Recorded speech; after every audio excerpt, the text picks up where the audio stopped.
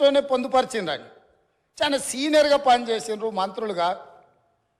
Governor గారి ప్రసంగము party యొక్క ఎన్నికల మేనిఫెస్టోను మంత్రివర్గంలో చర్చించి మా ప్రభుత్వం యొక్క భవిష్యత్ కార్యాచరణను మంత్రివర్గం ఆమోదం చేసిన తర్వాతనే గవర్నర్ గారు ప్రసంగిస్తారు. పరిపాలనలో అనుభవం ఉన్న వాళ్ళు, గతంలో ఈ రకమైన నిర్ణయాలు చేసిన వాళ్ళు కూడా ప్రజల్ని తప్పుదోవ పట్టించడానికో లేకపోతే వాళ్ళ యజమానులను సంతోషపెట్టడానికో ఎందుకు మాట్లాడుతున్నారో నాకైతే తెలియదు. నేను సభ్యుడికి సూచన చేస్తున్నా, నేను చాలా విషయాలు ప్రస్తావించిన, తప్పకుండా సావధానంగా 5 సంవత్సరాల సమయం ఉంది, సంపూర్ణంగా ఎక్స్రే తీసినట్టుగా ఎక్కడెక్కడ ఏమేమి ఉన్నాయో అన్నిటిని వివరిస్తాం.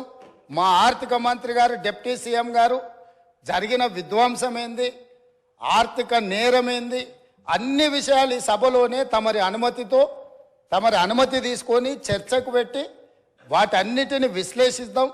మేము సిద్ధంగా ఉన్నాం. సంవయనం పాటించి ఈరోజు గవర్నర్ గారి ప్రసంగానికి సంబంధించిన మీకు మనసు ఉంటే, తెలంగాణను అభివృద్ధి చేసుకోవాలన్న ఆలోచన ఉంటే అభినందిస్తూ మీరు ముందుకు రండి. లేదు మేము ఇట్లనే ఉంటామంటే పిల్లి శాపనార్థాలకు ఉట్లు తెగిపడవు. ఈ శాపనార్థాలు పెడుతూనే ఉంటారు జీవితకాలం. కాబట్టి దయచేసి ప్రతిపక్షానికి నేను సూచన చేస్తున్నా, మేము పాలకపక్షంగా మా విజన్ డాక్యుమెంట్ని సభలో పెడుతున్నాం. మీరు సలహాలు సూచనలు ఇవ్వండి. సహేతుకమైన సలహాలు సూచనలకు ఎప్పుడు మేము సిద్ధంగా ఉన్నాము. ఎందుకంటే ప్రతిపక్షాలను గౌరవించడం అనే సాంప్రదాయం కాంగ్రెస్ పార్టీకి మొదటి నుంచి ఉంది, ఇప్పుడు కూడా ఉంది. ఆ సాంప్రదాయాన్ని కొనసాగిస్తామని మీ ద్వారా వారికి తెలియజేయదలుచుకున్నాం.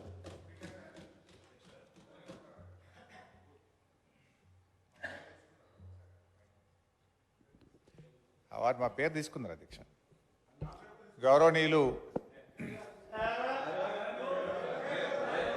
రాష్ట్ర ముఖ్యమంత్రి గారు ఈ సభను ఒక నిమిషం కొద్దిగా ఓపిక ఉండాలి అధ్యక్ష. చాలా విషయాలు మాట్లాడేది ఉంది, తొందరపడకండి రాజగోపాల్ గారు.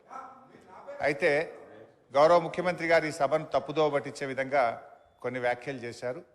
సభ యొక్క రికార్డులు సరిచేయాల్సినటువంటి అవసరం ఉంది కనుక నేను ఈ అవకాశం తీసుకున్నాను అధ్యక్ష. ముఖ్యమంత్రి గారు మాట్లాడుతూ పోతిరెడ్డిపాడు ప్రాజెక్టు పైన మా నాయకులే కొట్లాడారు, ఆ రోజు రాజశేఖర రెడ్డి గారి క్యాబినెట్లో ఉన్నటువంటి మంత్రులు మాట్లాడలేదు అనేటువంటి మాట వారు మాట్లాడినారు. నేను దాని మీద ఒకరోజు వీలైతే చర్చ పెట్టండి, సభ రికార్డులు తీసి బయట పెట్టండి, వీడియో ఫుటేజ్ కూడా ఉంటుంది సభలో, అన్ని విషయాలు కూడా బయట పెడితే దాని మీద నేను చర్చకు సిద్ధం. But I want to reiterate the record. ఆ రోజు రాజశేఖర రెడ్డి గారి క్యాబినెట్ నుంచి మేము 6 మంత్రులం 14 నెలలకే మేము రాజీనామా చేశాము. మేము రాజీనామా చేసినప్పుడు చెప్పే 6 కారణాలు, అందులో మొట్టమొదటి కారణం అక్రమంగా పోతిరెడ్డిపాడు ప్రాజెక్టును పొక్కగొట్టి మా తెలంగాణకు దక్కాల్సిన కృష్ణా నదీ జలాలను రాయలసీమకు తరలించకపోతున్నందుకు నిరసనగా ఈ కేబినెట్ నుంచి మేము వైదొలుగుతున్నాము. తెలంగాణను ముంచి పులిచింతల ప్రాజెక్టు గట్టి ఆంధ్రాకు నీళ్లు మళ్లించే పులిచింతల ప్రాజెక్టును ఆపకపోవడం వల్ల మేము ఈ కేబినెట్ నుంచి వైదొలుగుతున్నాము. 610 జీవో అమలు చేయడంలో నిర్లక్ష్యం కారణంగా మా తెలంగాణ పిల్లలకు ఉద్యోగాలు దక్కే విషయంలో మా మాట తప్పుతున్నందుకు నిరసనగా ఈ కేబినెట్ నుంచి మేము వైదొలుగుతున్నాము. నక్సలైట్లతో చర్చల పేరిట చర్చలు జరిపి ఎన్కౌంటర్లు చేస్తున్నారు, ఆ ఫేక్ ఎన్కౌంటర్లు జరుగుతున్నాయి కనుక మేము రాజీనామా చేస్తున్నాము. ఇట్లా ఒక 6 కారణాలు ఇదే సభలో చెప్పాం, బయట చెప్పి మేము ఆ రోజు రాజీనామా చేస్తామనేటువంటి విషయాన్ని సభ ద్వారా గౌరవ ముఖ్యమంత్రి దృష్టికి మీ దృష్టికి తెస్తున్నాను.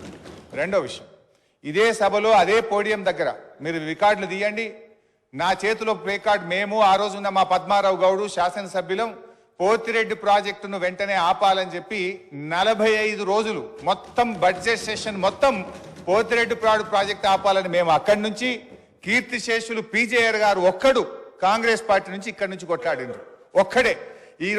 ఆ రోజు మంత్రులుగా ఉన్న చాలా మంది పెదవులు ముచ్చుకొని ఇక్కడ కూర్చున్నారు తప్ప ఆ రోజు మాతో గొంతు కలిపింది ఒకే ఒక్కడు పీజేఆర్. ఆ పీజేఆర్ తనయుడు విష్ణువర్ధన్ రెడ్డి కూడా ఈరోజు మాతోనే ఉన్నాడు. రెండో విషయం I would like to clarify. నేను విషయాల్లో చర్చలకు పోతే చాలా చెప్పాలి కానీ just I'm trying to give the clarification. ఇది ముఖ్యమంత్రి గారు చెప్పిన పోతిరెడ్డిపాటి విషయం. రెండో విషయం, ముఖ్యమంత్రి గారు మాట్లాడుతూ నేను శాసనసభ్యుడు కాకుండా మంత్రిని చేసిన ఘనత కాంగ్రెస్ పార్టీది అని వారు మాట్లాడినారు. ఆ కాంగ్రెస్ పార్టీని అధికారంలో తెచ్చిన ఘనత టీఆర్ఎస్ పార్టీది. ఆ రోజు చంద్రబాబు నాయుడు గారు తెలుగుదేశం హయాంలో వీరు ఓడిపోయి కనీసం ప్రతిపక్ష హోదా దక్కకుండా పూర్తిగా దిగజారిపోయినటువంటి కాంగ్రెస్ పార్టీకి జీవం పోసింది కేసీఆర్ గారు, టీఆర్ఎస్ పార్టీ. ఎందుకంటే నేను ఆ రోజు ప్రణబ్ ముఖర్జీ గారితో హిమాచల్ భవన్లో చర్చలు జరిగినప్పుడు కీర్తిశేషులు వెంకటస్వామి గారు, గౌరవనీయులు మాజీ ఎంపీ సురేందర్ రెడ్డి గారు, కేసీఆర్ గారు, ఆలే నరేంద్ర గారు, నేను ఆ చర్చల్లో ఉన్నాను.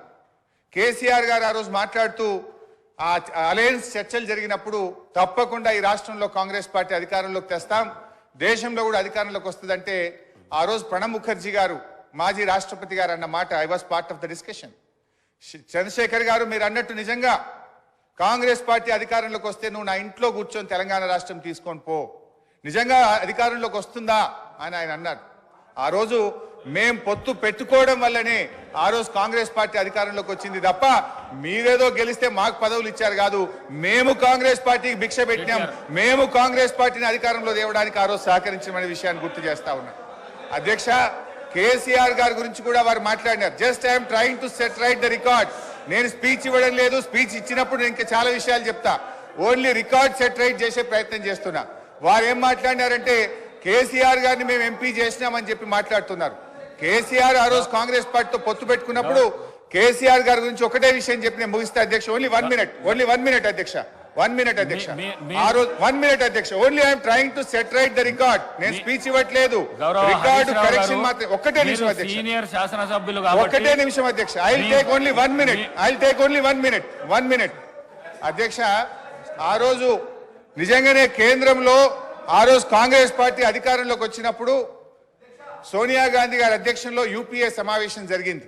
ఆ యూపీఏ సమావేశంలో సోనియా గాంధీ గారు కేంద్ర మంత్రివర్గంలో కేసీఆర్ గారిని చేరమన్నప్పుడు కేసీఆర్ గారు ఒక మాట చెప్పారు, కామన్ మినిమం ప్రోగ్రామ్ లో తెలంగాణ అంశం పెడితేనే నేను కేబినెట్ లో చేరతా, నేను పదవుల కోసం రాలేదు, తెలంగాణ కోసం ఢిల్లీకి వచ్చినా అని చెప్పిండు కేసీఆర్ గారు. ఆ రోజు కామన్ మినిమం ప్రోగ్రామ్ లో పెట్టి ఉభయ సభలను రాష్ట్రపతి గారు ఉద్దేశించిన సభలో రాష్ట్రపతి గారు తెలంగాణ రాష్ట్ర ఏర్పాటును సంప్రదింపుల ద్వారా చేస్తామని చెప్పించింది కేసీఆర్ గారు. ఆ రోజు షిప్పింగ్ పోర్ట్ఫోలియో ఇస్తే అధ్యక్ష,